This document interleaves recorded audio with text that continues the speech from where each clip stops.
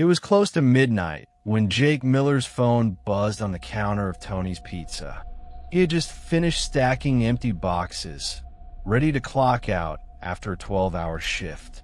The restaurant was nearly empty, just the hum of a soda machine and the faint smell of grease clinging to the air. Jake checked the delivery app on the screen. One new order had popped up. He groaned. "Of course," he muttered, rubbing his eyes. The address was unfamiliar. 137 Willow Lane. No apartment number, no nearby landmarks, just a road that Jake had never heard of. He typed it into Google Maps, but nothing came up. Just a blank patch of land. "Hey, Sandy," Jake called to the dispatcher, a tired, middle-aged woman sipping coffee behind the counter. She looked up, distracted. "Yeah, this address isn't showing up on GPS. Are you sure it's legit?" Sandy squinted at the screen. "Oh, that one again." Jake frowned. "Again?" She shrugged. "It comes through once in a while. Always late at night. I've sent a couple drivers there before. They found it. Don't worry about the app.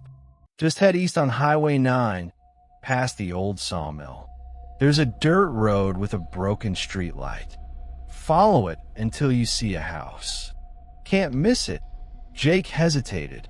"You sound way too casual for this." Sandy smirked. "It's just pizza, Jake. Deliver it, get tipped, go home." Jake didn't like it, but he needed the money. He grabbed the insulated bag, shoved the pizza box inside, and zipped it tight. The streets were nearly empty as Jake pulled his beat-up Honda onto Highway 9. Streetlights grew farther apart, replaced by thick shadows of trees leaning over the road. His radio fizzled with static, no matter which station he tried. "Great," he muttered, glancing at the glowing pizza bag in the passenger seat. By the time he reached the sawmill, the night was heavy and silent. A broken streetlight flickered at the mouth of a narrow dirt road, just like Sandy had described. Jake slowed down, his headlights cutting through fog that seemed to appear out of nowhere. "Okay, quick in, quick out," he told himself. The road twisted deeper into the woods, the gravel crunching beneath his tires. After what felt like miles, he saw it, a house at the end of the path. But calling it a house was generous. From the outside, it looked abandoned. Charred wood, collapsed roof, windows boarded with rotting planks. The front porch sagged dangerously, and weeds had swallowed the yard. Jake's chest tightened. Someone lives here? He parked cautiously, engine idling. For a moment, he considered turning back. But then, a faint light flickered in one of the upstairs windows. Jake grabbed the pizza and stepped into the cold night air. His breath puffed white. Every instinct told him to leave, but his feet carried him forward. The boards of the porch groaned beneath his weight. He knocked on the door. Nothing. He knocked again, louder. After a long silence, the door creaked open. An old man stood in the doorway. His skin was pale, almost gray, and he wore a suit that looked straight out of the 1950s. His eyes were sunken, but his smile stretched unnaturally wide.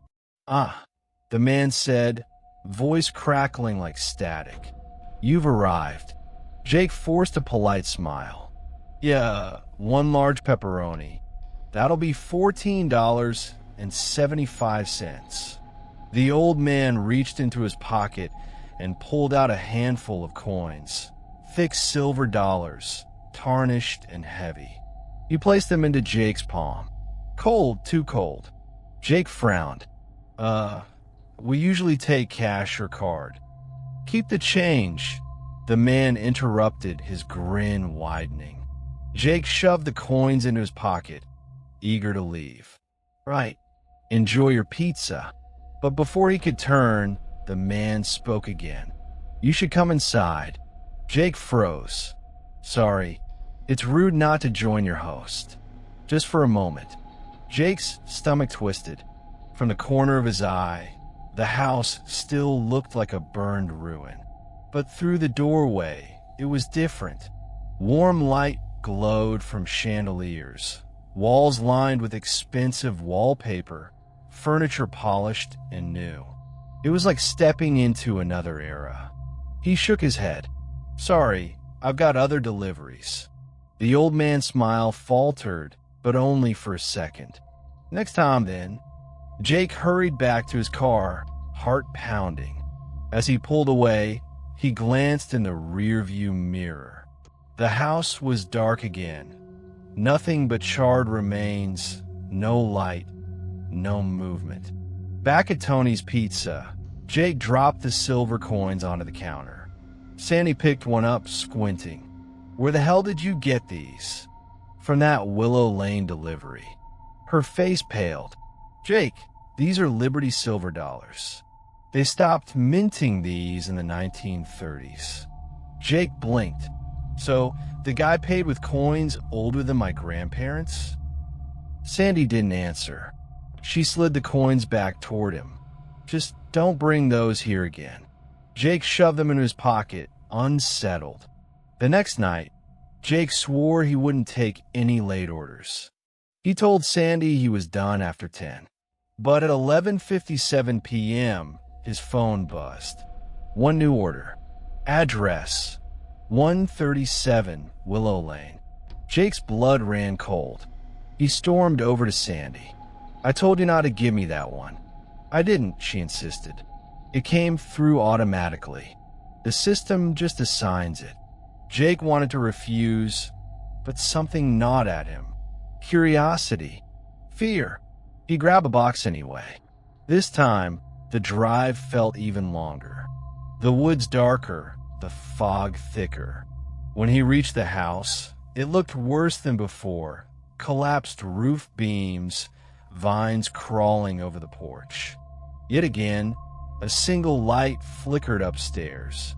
He knocked. The door opened instantly. The old man stood there waiting. Back again, the man said softly, Good. I was hoping you'd return. Jake's voice shook. Look, I don't know what game this is, but... The man stepped aside, revealing the glowing interior. This time, Jake could hear faint music drifting from inside. A piano. Laughter. Voices. There's a party tonight, the old man said. They're waiting for you. Jake swallowed hard. His instincts screamed at him to run, but his feet betrayed him. He stepped inside. The moment he crossed the threshold, the air shifted. The burnt smell vanished. Warmth washed over him. The house was alive, filled with well-dressed guests chatting, drinking champagne, dancing to the piano. But none of them looked quite right. Their skin was too pale, their movements stiff, their smiles frozen. Jake clutched the pizza box. Who are these people? The old man leaned close. They're the ones who never left. Jake backed toward the door, but it slammed shut behind him. The guests turned their heads in unison, eyes glinting like glass. Stay, they whispered together. Stay with us. Jake dropped the pizza and bolted. He shoved past the guests, racing through the hallway. Every door led to another hallway, another set of stairs, twisting deeper into the house. The laughter grew louder, distorted, echoing inside his skull. Finally, he burst through a back door, out into the cold night. The house behind him was once again a burned-out ruin, silent and empty. Jake stumbled to his car, gasping. For days, Jake tried to forget, but the order kept coming. Every night at midnight, the same address, the same name, Mr. Halloway. He stopped sleeping, stopped answering calls from his friends. The coin still weighed heavy in his pocket, cold as ice. On the fourth night, he decided to end it. He'd drive out there one last time, confront the man, and demand answers. The road felt endless. The trees pressed closer. By the time he reached the house, the fog was so thick he could barely see. The old man was already waiting on the porch. "You came," he said, almost tenderly. Jake's hand shook. "What do you want from me?" The man's smile widened. "I want you to join us. Every generation, someone new must carry the list. You delivered once. Now you will deliver forever." Before Jake could react, the man pressed the silver coins into his palm. They burned like fire, searing into his skin. Jake screamed, dropping to his knees. The world blurred.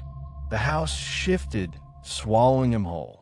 The next morning, Sandy sat at the dispatcher's desk when the delivery app pinged. One new order. She frowned at the name. Mr. Halloway.